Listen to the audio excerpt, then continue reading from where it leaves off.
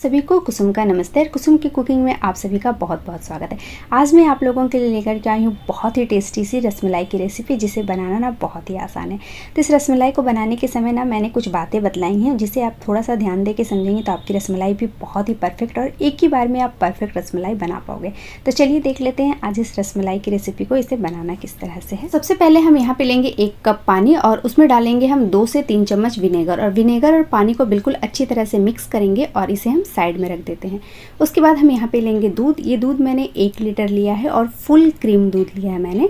और चलिए अब हम दूध को गैस के ऊपर रख देते हैं गर्म होने के लिए। एकदम अच्छी तरह से हम लोग उबाल आने देते हैं, तब तक वेट कर लेते हैं।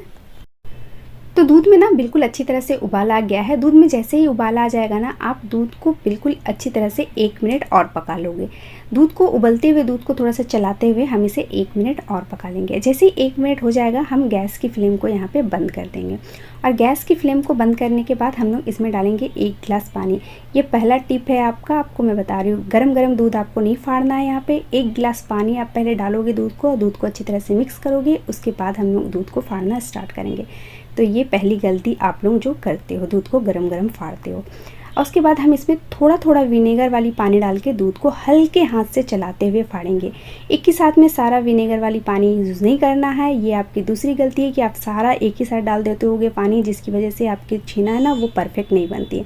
तो यहाँ पे थोड़ा थोड़ा विनेगर वाली पानी डालेंगे हम लोग, अलग से हल्के हाथ से चलाते हुए दूध को फाड़ेंगे। हल्के से विनेगर वाली पानी वापस डालिए, वापस दूध को चलाते हुए फाड़ लीजिए। तो यहाँ पे देख सकते हो दूध फटना स्टार्ट हो गया है।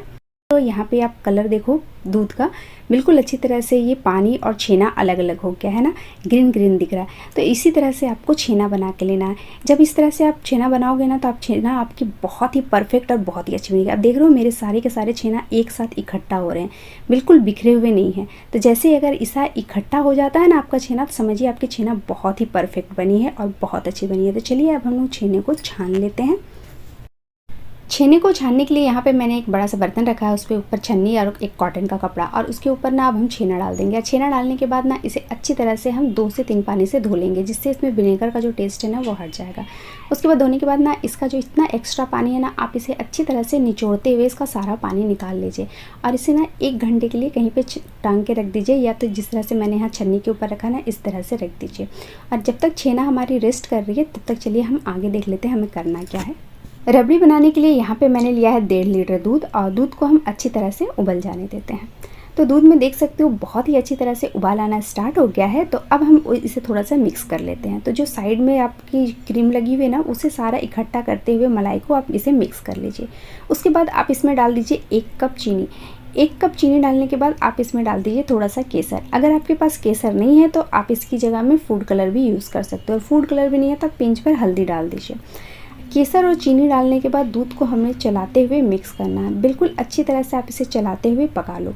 तब तक पकाना है हमें दूध को जब तक कि दूध हल्की सी गाढ़ी नहीं हो जाती। इसे बहुत ज़्यादा थिक नहीं करना है हमें, क्योंकि हमें इसे रसमलाई में कोट करना है। तो इसे हल्का सा पतला ही रखना है। यानी आप सीधी सी बात बोलूँ मैं तो 100% जो दूध है ना हमारा, वो उससे हमें सिर्फ 20% पकाना है और 80% बचा के रखना है। तो चलिए हम लोग दूध को अच्छी तरह से पका लेते हैं, उसके बाद फिर मैं आपको दिखलाती हूँ।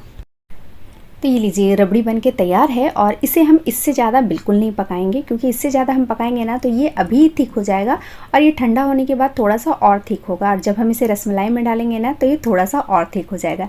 इसीलिए हम इसे इससे ज़्यादा थिक नहीं करेंगे, ठीक। तो चलिए अब हम गैस की फ्लेम को यहाँ पर बंद कर देते हैं और इसे ठंडा हो जाने के लिए छोड़ देते हैं। और चलिए हम आगे देख लेते हैं कि हमें करना क्या है। छेना बन के तैयार है और ये बहुत ही परफेक्ट बनी है। तो अब छेना को सबसे पहले हम तोड़ लेंगे, और छेना को तोड़ने के बाद इस पे डाल देंगे 1 चम्मच भर करके अरारोट। ये आपकी तीसरी टिप्स है। यहाँ पे हम अरारोट यूज़ करेंगे। आप मैदा भी यूज़ कर सकते हो, पर अरारोट यूज़ करने से ना रसगुल्ले बहुत ही परफेक्ट और बहुत ही अच्छे बनते हैं। तो यहाँ पर हम 1 चम्मच डालेंगे अरारोट, और अरारोट डाल के इसे अच्छी तरह से मसलते हुए इसका सॉफ्ट सा डो तैयार करेंगे, बिल्कुल सॉफ्ट डो। अच्छा, तो डो बन के तैयार है। इसमें से हम थोड़ा सा मिश्रण लेंगे, हाथ के बीच में इसे रखते हुए अच्छी तरह से प्रेस करेंगे। उसके बाद अपनी हथेली के बीच में आप इसे रखिए और इसे प्रेस करते हुए इसका सॉफ्ट सा बॉल्स बना लीजिए। जैसे ही आप रसगुल्ला बनाते हो ना, सेम उसी तरह से रसगुल्ला बनाते हुए इसे हल्के हाथ से प्रेस कीजिए, और ये देख सकते हो यहाँ पे इस तरह का रसमलाई बन के तैयार है। आप देखिए इसमें एक भी क्रैक नहीं है, बस इसी तरह से हम सारे रसमलाई यहाँ पे बना के तैयार कर लेते हैं, उसके बाद फिर मैं आपको दिखलाती हूँ। तो यहाँ पे रसमलाई मैंने सारी बना करके तैयार कर ली है और इसे मैं साइड में रख देती हूँ। और यहाँ पे लेना है एक आपको कटोरी, उस पर डाल लीजिए आप 2 चम्मच मैदा और मैदा में डाल दीजिए 2 से 3 चम्मच पानी और इसे अच्छी तरह से घोल बना लीजिए। यहाँ पे देखिए घोल बन गया है और हम इसे अब साइड में रख देते हैं। और चलिए अब हम आगे देख लेते हैं। यहाँ पे रखी एक मेरी बड़ी सी कढ़ाई, उसमें मैं डाल रही हूँ 1 कप चीनी और 1 कप चीनी में हम यहाँ पे डालेंगे 4 कप पानी। आप पानी का मात्रा थोड़ा सा ज़्यादा भी रख सकते हैं, यानी 5 कप पानी भी आप ले सकते हो। अब पानी और चीनी को बिल्कुल अच्छी तरह से उबल जाने देंगे। तो यहाँ पे देख सकते हो चाशनी में ना बहुत अच्छी तरह से उबाल आना स्टार्ट हो गया है और उबलते हुए चाशनी में ही हम लोग को एक एक करके अपने सारे यहाँ पे जो छेना के बॉल्स बना के रखे हैं ना, यानी कि रसमलाई की टिक्की, वो डालनी है। एक टिक्की डालिए, थोड़ा सा वेट कीजिए, वापस से एक टिक्की डालिए और उबलती हुई चाशनी में ही आपको यहाँ पे सारी टिक्कियाँ डाल के लेनी है। तो इस तरह से करते हुए आप यहाँ पे सारी टिक्कियाँ डाल दीजिए। जब टिक्की आप सारी इसमें डाल दोगे ना, उसके बाद आप इसे 1 मिनट पक जाने दीजिए। जैसे ही 1 मिनट हो जाता है उसके बाद आप यहाँ पे इसे ढक दीजिए और ढक करके इसे हाई फ्लेम में, गैस की फ्लेम को बिल्कुल हाई रखना है आपको और इसे 5 मिनट हाई फ्लेम में आपको पका करके लेना है। तो चलिए हम मिलते हैं 5 मिनट बाद। तो यहाँ पे देख सकते हो 5 मिनट हो गए हैं और मैं इसके ढक्कन हटा के आपको दिखाती हूँ। अब देखो ये कितने परफेक्ट और कितने बड़े बड़े हो गए हैं ना, देख रहे हो कितने बड़े बड़े हो गए अभी से। तो अब हमें क्या करना है ना, इसे थोड़ा सा हिला लेना है और अब हम इसमें डालेंगे जो हमने मैदा का पानी बना के रखा था ना, वो मैदा का पानी हम इसलिए इसमें डाल रहे हैं क्योंकि हमारे पास रीठा नहीं है। अगर आपके पास रीठा है तो आप रीठा का पानी यूज़ करना, जिससे वो फेन और झाग बनेगा तो हमारी रसमलाई और भी अच्छी बनेगी। तो यहाँ पे आप मैदा का पानी यूज़ कर रहे हो तो मैदा के पानी से भी झाग बहुत अच्छी से बनती है। मैदा का पानी डालने के बाद आप इसे वापस से ढक दीजिए और ढक करके इसे वापस से हाई फ्लेम में 5 से 6 मिनट फिर से पका करके हमें लेना है। बीच में आप ढक्कन नहीं हटाओगे, इसे इस तरह से पकने दोगे। तो यहाँ पे देख सकते हो 5 से 6 मिनट हो गया, हम ढक्कन वापस से हटा लेते हैं। तो ये देखिए हमारी रसमलाई कितनी बड़ी बड़ी और कितनी अच्छी परफेक्ट बनी है। तो चलिए हम रसमलाई को थोड़ा सा हिला लेते हैं और उसके बाद गैस की फ्लेम को यहाँ पे बंद कर देते हैं।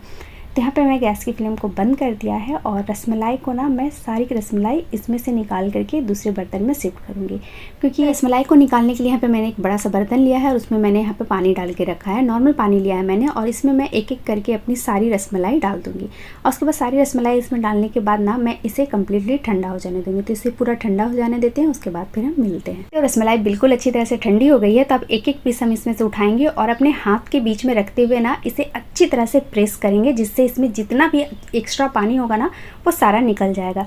तो इसी तरह से हम सारे रसमलाई को निचोड़ते हुए इसका एक्स्ट्रा पानी निकाल करके एक दूसरे बॉल में ले लेते हैं। तो चलिए हम सारा निकाल लेते हैं।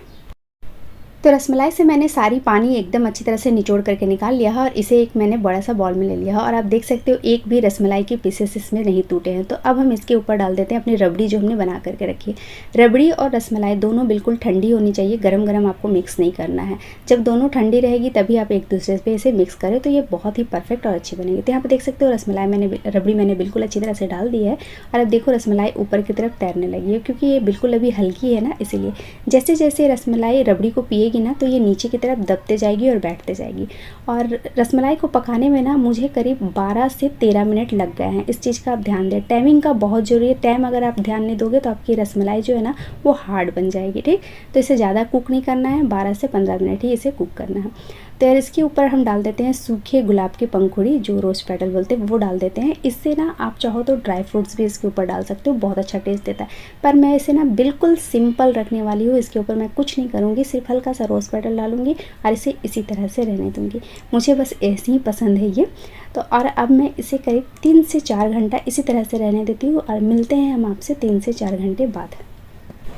3 से 4 घंटे हो गए हैं और चलिए अब हम रसमलाई को चेक कर लेते हैं। तो यहाँ से एक पीस उठाएंगे और इसके ऊपर डालेंगे हम रबड़ी और इसे अब हम कट कर लेते हैं। तो यहाँ पे देख सकते हो ये कितना आसानी से कट हो रहा है। तो अब इसे हम थोड़ा सा चख के भी देख लेते हैं कि ये किस तरह का बना है। तो चलिए हम थोड़ा सा उठा लेते हैं और इसे चख लेते हैं। तो वाव, ये ना बहुत ही टेस्टी और मुँह में घुल जाने वाली जैसी रसमलाई बन के तैयार हुई है। तो इस रसमलाई को ना आप फ्रीज़ में रख के 8 से 10 दिन खा सकते हो। फ्रीज़ में रखोगे तो 8 से 10 दिन और बाहर रखोगे तो सिर्फ 1 ही दिन चलने वाला है ये, ठीक। और रसमलाई को जब इसे आप फ्रीज़ में रखोगे ना ये और थोड़ी सी गाढ़ी हो जाएगी, मतलब इसकी जो रबड़ी है ना वो थोड़ी सी और थिक हो जाएगी। तो अगर आपको ये मेरी रसमलाई की रेसिपी पसंद आई हो तो प्लीज़ मेरे चैनल को लाइक करें, सब्सक्राइब करें और शेयर करें और बेल आइकन को जरूर से जरूर दबा लें, जिससे आपको हर नई वीडियो की नोटिफिकेशन मिलती रहे। और इस रसमलाई से रिलेटिव आपको कोई भी क्वेश्चन है तो मुझे कॉमेंट करके